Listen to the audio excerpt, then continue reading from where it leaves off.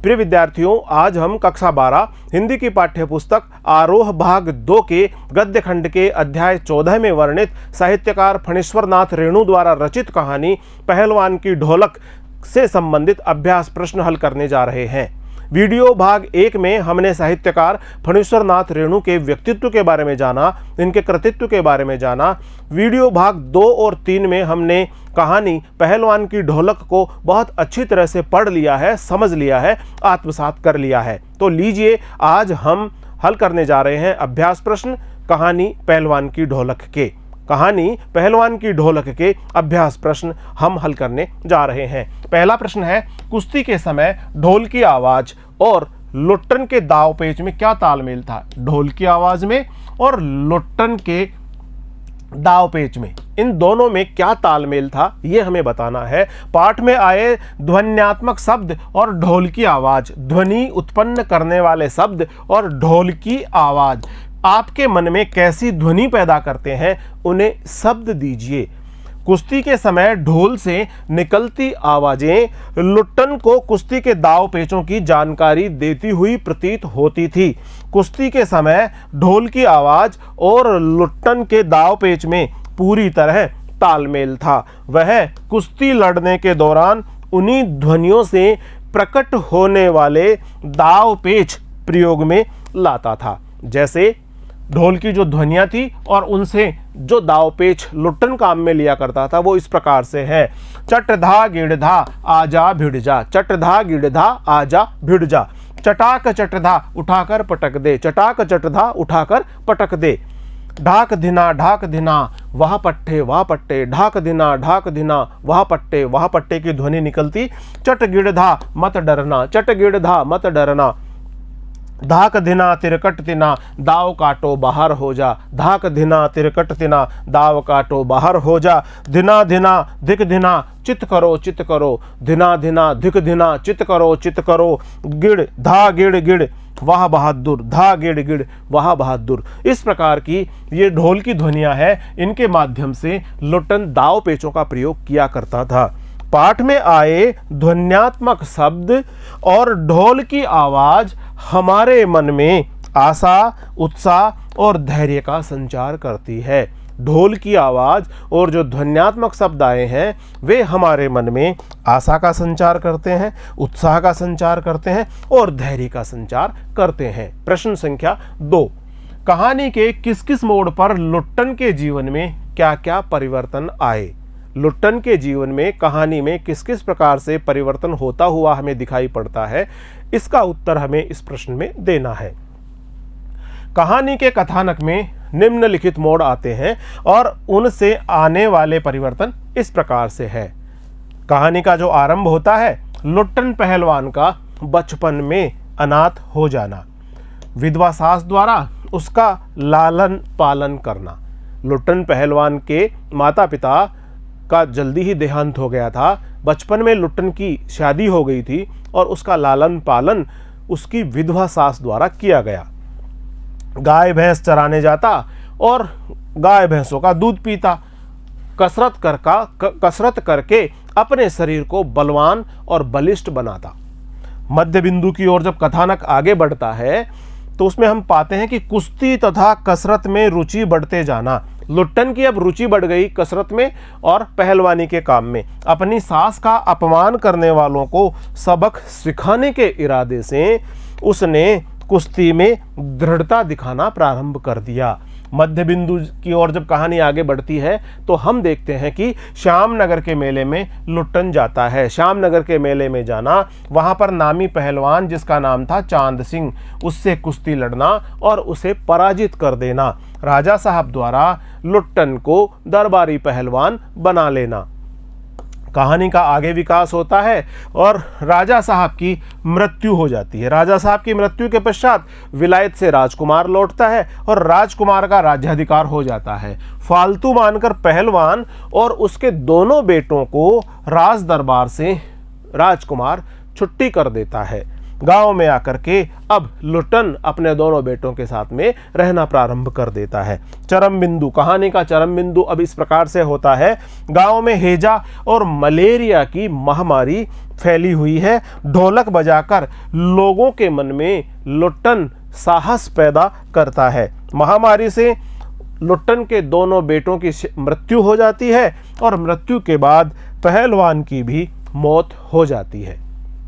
इस प्रकार हमने इस कहानी का कथानक देखा। प्रश्न संख्या 3 है, लुट्टन पहलवान ने ऐसा क्यों कहा होगा कि मेरा गुरु कोई पहलवान नहीं, यही ढोल है। ढोल को ही लुट्टन पहलवान ने अपना गुरु क्यों बताया है?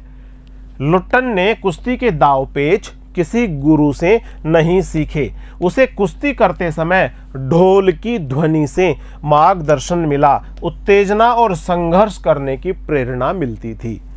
चांद सिंह पहलवान को भी उसने ढोल की ध्वनियों से प्राप्त निर्देश के अनुसार, प्राप्त मार्गदर्शन के अनुसार ही, उससे प्राप्त प्रेरणा के अनुसार ही हराया था। लुट्टन ने चांद सिंह पहलवान को भी ढोल की ध्वनियों से निकले हुए अर्थ को ग्रहण करते हुए ही, उसके अर्थ को समझते हुए ही दाव पेचों का प्रयोग करके उसको हराया था। इस कारण कुश्ती जीतने पर लुट्टन ने सबसे पहले ढोल को प्रणाम किया।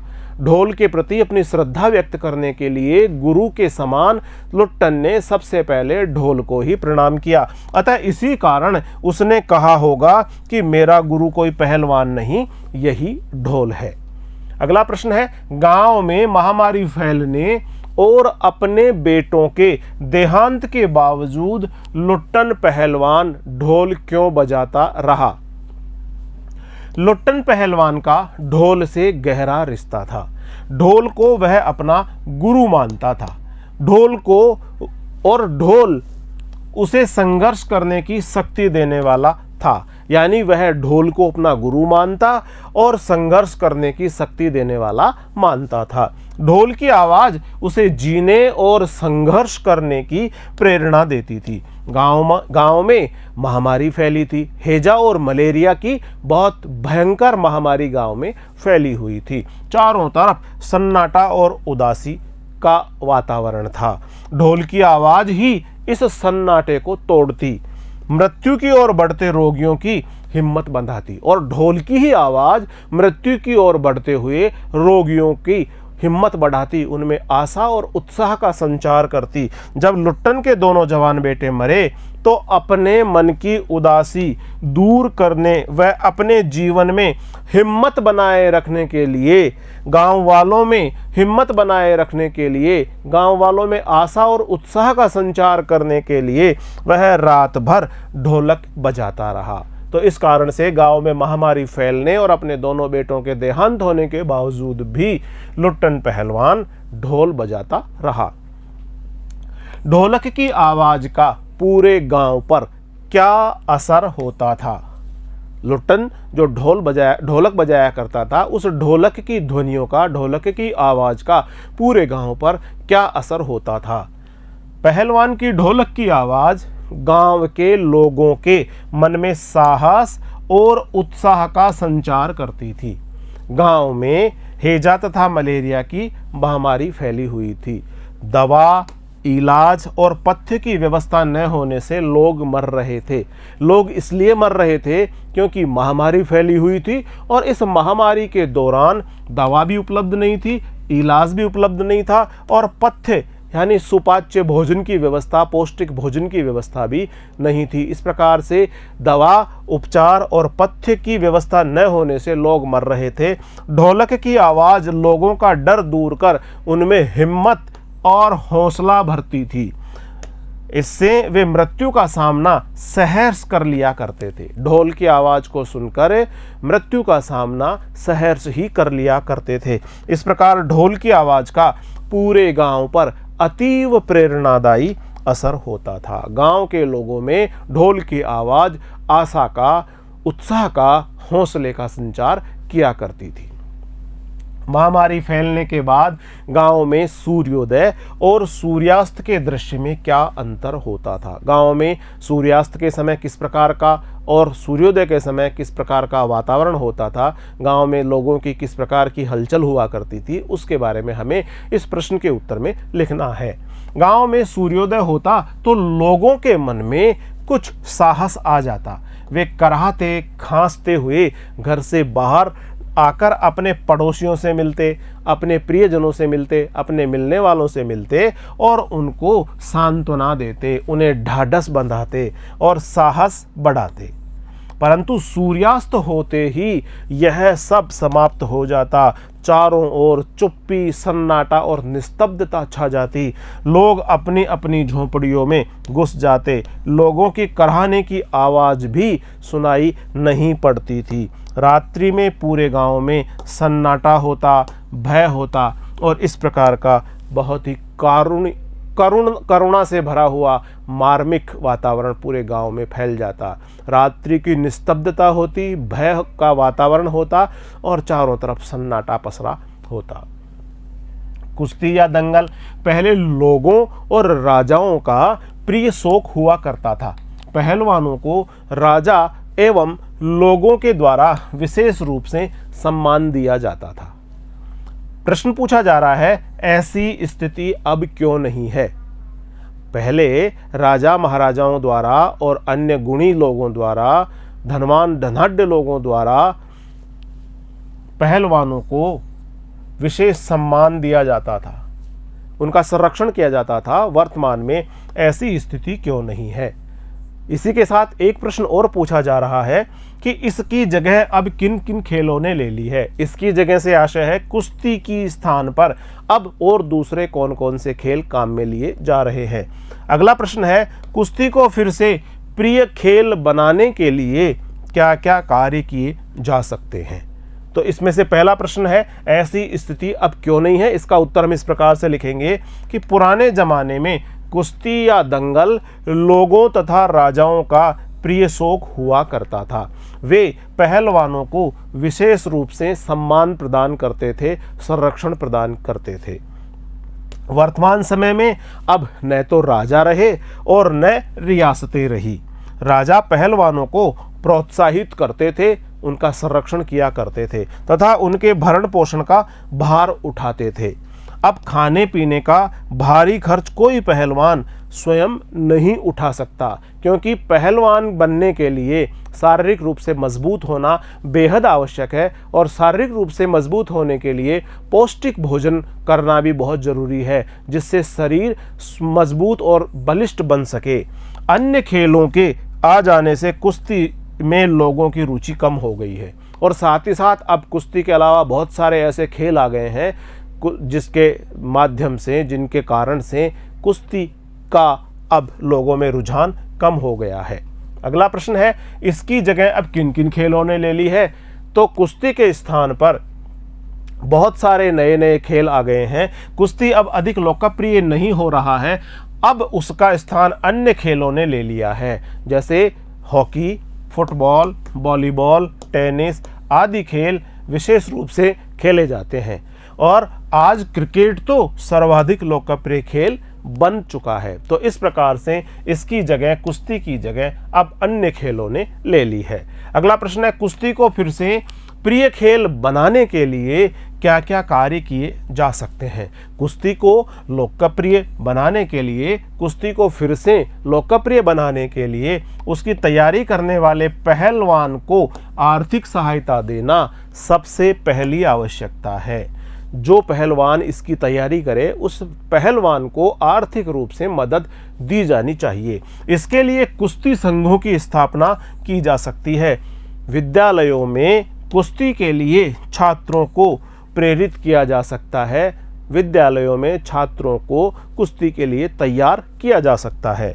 सरकारी विभागों में पहलवानों को खेल के कोटे में नौकरी दी जा सकती है।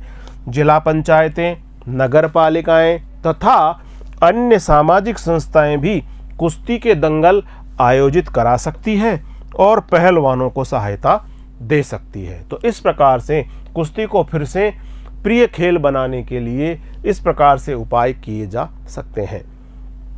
आशय स्पष्ट कीजिए।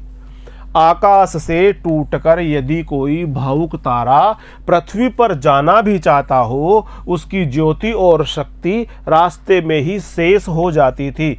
अन्य तारे उसकी भावुकता अथवा असफलता पर खिलखिलाकर हंस पड़ते थे। इस कहानी में ये जो पंक्तियां आई हुई है, इन पंक्तियों का क्या आशय है, स्पष्ट कीजिए। उत्तर लिखेंगे, तारा टूटना एक स्वाभाविक प्राकृतिक क्रिया है। आकाश से गिरकर कोई उल्का जब पृथ्वी के वायुमंडल में प्रवेश करती है तो बहुत तेज बढ़े हुए तापमान के कारण, घर्षण के कारण जलकर नष्ट हो जाती है। यह एक प्रकृति सिद्ध तथ्य है। शेष तारे आकाश में ही चमकते रहते हैं। जो उल्का वायुमंडल में प्रवेश करती है, बहुत तेज घर्षण के कारण जलकर नष्ट हो जाती है, और बाकी दूसरे तारे आकाश में बिछे रहते हैं, आकाश में ही चमकते रहते हैं। यहाँ पर कहानीकार, यहाँ पर लेखक हमें इस बारे में बताते हैं कि लेखक ने आकाश के तारे में मनुष्य के समान भावुक होने की कल्पना की है। जिस प्रकार मनुष्य भावुक हो जाता है, उसी प्रकार आकाश के तारे को भी भावुकता में बहा हुआ दिखाया गया है। भावुकतावश ही कोई भावुक तारा धरती पर आकर दुखी मनुष्यों को धैर्य बंधाना चाहता था। कोई भावुक तारा धरती पर आना चाहता था। यहाँ पर जो हैजा और मलेरिया की महामारी फैली हुई है, लोगों में पीड़ा है, लोगों में कष्ट और वेदना है, वह भावुक तारा धरती पर आकर लोगों को धैर्य बंधाना चाहता था। लेकिन उसकी किस्मत में धरती तक पहुँचना नहीं था, रास्ते में ही वह जल करके समाप्त हो गया। दुनियादारी में लोगों के व्यवहार पर व्यंग्य करते हुए लेखक बताता है कि भावुक तारे की असफलता पर अन्य तारे उसकी हंसी उड़ाते हैं। जिस प्रकार आज भी हम देखते हैं कि सांसारिक जीवन में यदि कोई व्यक्ति भलाई के कार्य करने के लिए निकलता है तो अन्य लोग उसकी यथासंभव मजाक उड़ाने का ही प्रयास करते हैं। पाठ में अनेक स्थलों पर प्रकृति का मानवीकरण किया गया है। पाठ में से ऐसे अंश चुनिए और उनका आशय स्पष्ट कीजिए। कई स्थानों पर प्रकृति का मानवीकरण किया गया है। प्रकृति को अथवा अन्य निर्जीव शक्तियों को सजीव मनुष्य की तरह भावुकतापूर्ण आचरण करते हुए जब कोई भी कथाकार, साहित्यकार, लेखक दिखाता है तो प्रकृति का मानवीकरण कहा जाता है। मानवीकरण के कुछ स्थल इस कहानी में इस प्रकार से देखे जा सकते हैं। अंधेरी रात चुपचाप आंसू बहा रही थी। अंधेरी रात पर चुपचाप आंसू बहाने की बात कही जा रही है, मानो अंधेरी रात कोई स्त्री हो और वह चुपचाप अपनी वेदना को आंसू बहाकर प्रकट कर रही हो। अर्थात रात में ओस के कण गिर रहे थे। वे ऐसे लगते थे कि कोई शोकग्रस्त नारी आंसू बहा रही थी। इसमें अंधेरी रात का शोकग्रस्त नारी के रूप में मानवीकरण हुआ है। निस्तब्धता करुण सिसकियों और आहों को बलपूर्वक अपने हृदय में ही दबाने की चेष्टा कर रही थी। निस्तब्धता, शांति, चुप्पी।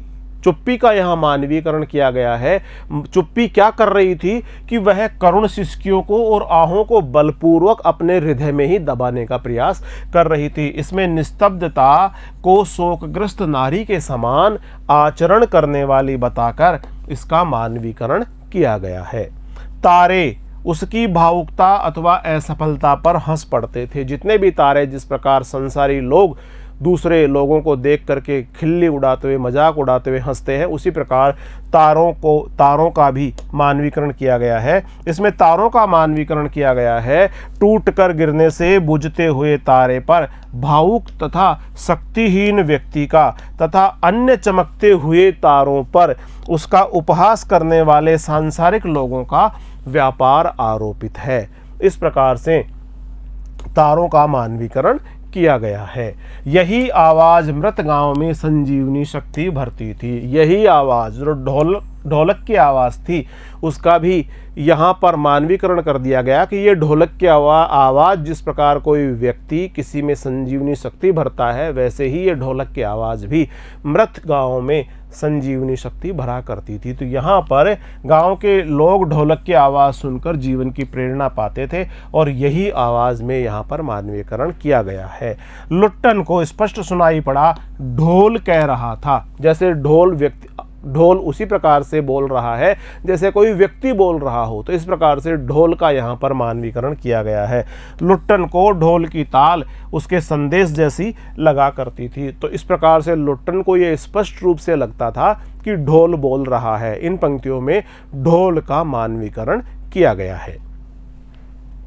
अब पाठ के आसपास के कुछ प्रश्न, उनके उत्तर हम इस प्रकार से लिखेंगे। पाठ में मलेरिया और हैजे से पीड़ित गांव की दयनीय स्थिति को चित्रित किया गया है। आप ऐसी किसी अन्य आपद स्थिति की कल्पना करें और लिखें कि आप ऐसी स्थिति का सामना कैसे करेंगे, कैसे करेंगी। प्रिय विद्यार्थियों, आपके जीवन में कई प्रकार के अनुभव आपको होते रहते हैं। यदि इस प्रश्न में उल्लेख किए अनुसार किसी आपदा की स्थिति का सामना आपने किया हो या आपदा की स्थिति की आप कल्पना करें और साथ ही साथ आप ऐसी स्थिति का सामना कैसे करेंगे, इसका भी आपको उल्लेख करना है। आपको अपने जीवन के अनुभव पर आधारित अनुभव को अपने मौलिक शब्दों में व्यक्त करते हुए इस प्रश्न का उत्तर लिखना चाहिए। तो इस पाठ में मलेरिया और हैजे की महामारी फैलने पर गांव की दयनीय स्थिति का चित्रण किया गया है।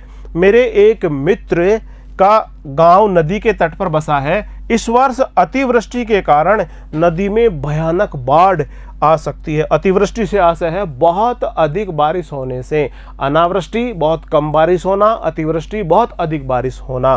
पूरा गांव संकट में हो सकता है। बहुत अधिक बारिश आएगी तो पूरा गांव संकटग्रस्त हो सकता है। सरकार के अधिकारियों के साथ मिलकर मैं लोगों को सुरक्षित स्थान पर ले जाने का प्रयास करूंगा। उनको जरूरी सामान के साथ वहां से निकाल कर एक ऊंचे व सुरक्षित स्थान पर पहुंचाने की भी व्यवस्था करूंगा। वहां मैं लोगों के रहने के लिए तंबू, पीने के पानी की व्यवस्था, खाने पीने की चीज़ें, लालटेन, मिट्टी का तेल, मोमबत्तियां आदि की व्यवस्था भी करवाऊंगा। आवश्यक दवाइयों आदि का प्रबंध भी करूंगा। इस प्रकार आपदा की स्थिति में जो भी व्यवस्था मुझसे बन पड़ेगी उस सब की व्यवस्था मैं कराऊंगा।